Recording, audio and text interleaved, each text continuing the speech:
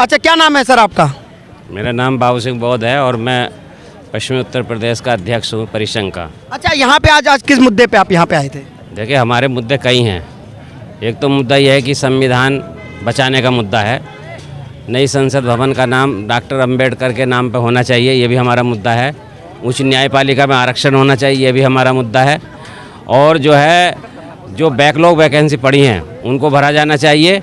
निजीकरण में रिजर्वेशन होना चाहिए और निजीकरण सरकारी विभाग को जो हो रहा है वो बंद होना चाहिए। सर, इसमें सबसे बड़ा प्रश्न ये उठता है कि आखिर संविधान खतरे में कैसे है? कैसे लग रहा है आपको कि संविधान खतरे में? संविधान खतरे में क्यों नहीं है, आप बताइए। इन्होंने 33 IAS अधिकारियों की भर्ती की है कॉन्ट्रैक्ट बेसिस पे। संविधान में कहाँ लिखा है भर्ती करना? तो IAS को तो लेकिन UPSC चुनता है ना। हाँ, तो इन्होंने तो डायरेक्ट चुना है ना। डायरेक्ट कॉन्ट्रैक्ट पे कहीं लिखा है क्या? कॉन्ट्रैक्ट पे तो कहीं भर्ती करने का नहीं लिखा। उसमें लिखा है कि जो है लोक सेवा आयोग के जो सीनियर IAS ऑफिसर होंगे वही जो है वो डायरेक्टर बनेंगे या जो है उच्च पदों पर जाएंगे। इन्होंने पहली बार उसका उल्लंघन किया है और कॉन्ट्रैक्ट पे लिए 5 साल के लिए अलग विभागों से बिना परीक्षा पास किए इंटरव्यू से लिए हैं। तो ये संविधान के विरुद्ध नहीं है। तो गवर्नमेंट कह रही है कि जिसको अनुभव है उनको भी आगे आना चाहिए, अनुभव के बेस पे लाया गया। हाँ, तो अनुभव IAS अधिकारियों का अनुभव नहीं होता क्या? जो ऑलरेडी काम कर रहे सीनियर लोग उनको अनुभव है, उन्हीं में से तो लिए जाते हैं। ये अपने चहेते वाले लोगों को लाते हैं और इंटरव्यू उन्हीं का पास कराते हैं जिनको इन्हें रखना होता है। अच्छा, आपको कैसा लगता है कि संविधान सुरक्षित होगा?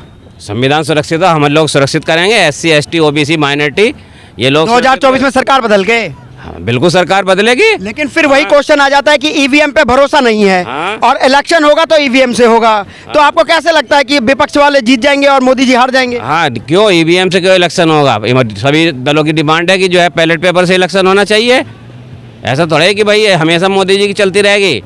तानाशाही तो किसी की नहीं चलती, तानाशाही नहीं चलने वाली है। डेमोक्रेटिक कंट्री है, बाबा साहेब का बना हुआ संविधान है। बाबा साहेब ने एक बात कही थी कि संविधान कितना भी बुरा क्यों ना हो, अगर उसको पालन करने वाले अच्छे होंगे तो वो बुरा संविधान अच्छा साबित हो जाएगा।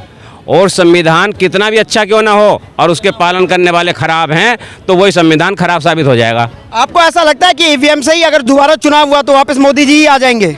नहीं, कोई जरूरी नहीं मोदी जी आ जाएं।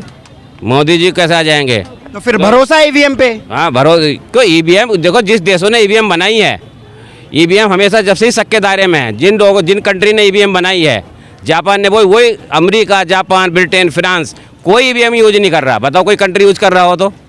जब यहाँ से हम चंद्रयान को कंट्रोल कर सकते हैं बैठे बैठे श्रीहरिकोटा से, तो EVM को कंट्रोल नहीं कर सकते क्या? अच्छा, एक बड़ा प्रश्न, संविधान बचाओ रैली तो बढ़िया है, ये तो ठीक है, ये आप जो कह रहे हो सही होगा, लेकिन महंगाई के मुद्दे पर क्या बोलेंगे? महंगाई तो आप देख रहे हैं, दिन प्रतिदिन बढ़ रही महंगाई। तो आज मोदी जी के कई भक्त हैं जिनको महंगाई नहीं दे रही, बेरोजगारी नहीं दिखाई दे रही। तो अंधभक्त है ना, अंधभक्त है, उनके हाँ मिलाने वाले अंधभक्तों क्या दिखाई देगा? और आप उत्तर प्रदेश से आए हैं जहाँ तक, तो उत्तर प्रदेश में लोग कहते हैं योगी जी ने कानून व्यवस्था सही कर दी। कानून व्यवस्था कहाँ सही कर दी? 12-12 बजे रात तक महिलाएं निकल जाती हैं। हाँ, 12 हाथरस कांड पढ़ो, उन्नाव कांड पढ़ो। हाथरस कांड में मनीषा वाल्मीकि के साथ क्या हुआ है? 4 लड़कों को रेप करके जान से मार दिया। और तुम्हारे जो है इसमें उन्नाव में क्या हुआ? इनके खुद के MP जो है उन्होंने खुद रेप किया, वो जेल के अंदर चले गए। कहाँ कानून व्यवस्था हो रही है?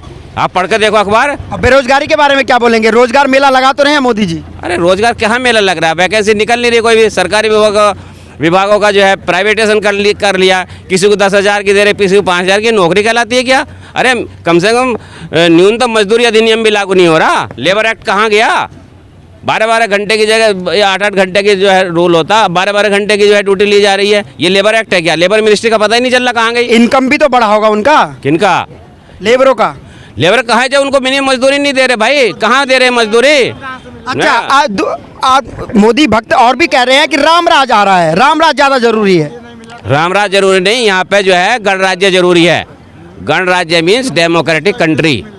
ये डेमोक्रेटिक कंट्री है जिसमें हर व्यक्ति का एक वोट का अधिकार, हर व्यक्ति को अपनी बात कहने का अधिकार, हर व्यक्ति को नौकरी पाने का अधिकार अपनी योग्यता के अनुसार। मोदी जी को, भाजपा को भरोसा है कि 2024 में राम मंदिर के मुद्दे पर ही जीत जाएंगे वो इलेक्शन? नहीं जीत सकते। और कैसे जीत जाएंगे?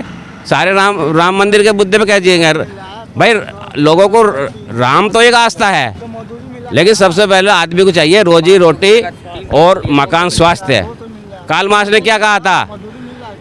मनुष्य की 3 आवश्यकताएं, रोटी, कपड़ा और मकान।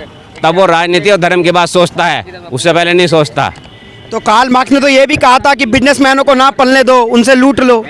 नहीं, लूटने की बात कभी नहीं कही। उन्होंने कहा था कि जो उच्चाधिकारी हैं और लेबर हैं उनकी तनख्वाह में ज़्यादा अंतर नहीं होना चाहिए, उनकी लगभग बराबर होनी चाहिए। 8 घंटे उनकी ड्यूटी तो उनकी भी 8 ही होनी चाहिए।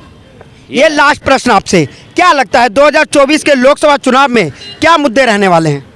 2024 के चुनाव में ये मुद्दा रहेगा भाई, एक तो महंगाई का मुद्दा रहेगा, तानाशाही का मुद्दा रहेगा, बेरोजगारी का मुद्दा रहेगा, ये सारे मुद्दे रहने वाले हैं। 5 विधान संविधान बचाने का मुद्दा रहेगा। अब आपके सामने सारे क्रिश्चियन लोग, मुस्लिम लोग, सारे अल्पसंख्यक खड़े तो यहाँ पे क्यों आ रहे? आज मुस्लिम समाज के लोग ऐसे कोई बात कहता है वो भी डर रहे हैं कि पता नहीं कि मोदी जी को अंदर कर दें।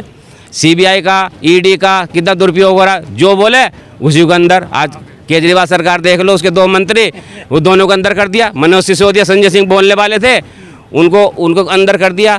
अरे यहाँ पर 9-9 हज़ार करोड़ माल्या लेकर चला गया, नीरव मोदी लेकर चला गया, ललित मोदी लेकर चला गया, सबका माफ कर दिया है? क्या लगता है 2024 में कौन, इंडिया या NDA?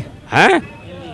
इंडिया आएगा, वो तो गठबंधन के साथ हैं। गठबंधन आएगा भाई, जो गठबंधन जो मजबूत, जो ये तो आप जाते एकता में शक्ति होती, जो जिसकी एकता ज़्यादा होगी वो जीतेगा। लेकिन ये एकता में अब टकराव आ रहा है। नीतीश कुमार जी कह रहे हैं कि कांग्रेस को इतनी फुर्सत नहीं है जो इंडिया गठबंधन की तरफ वो ध्यान दे।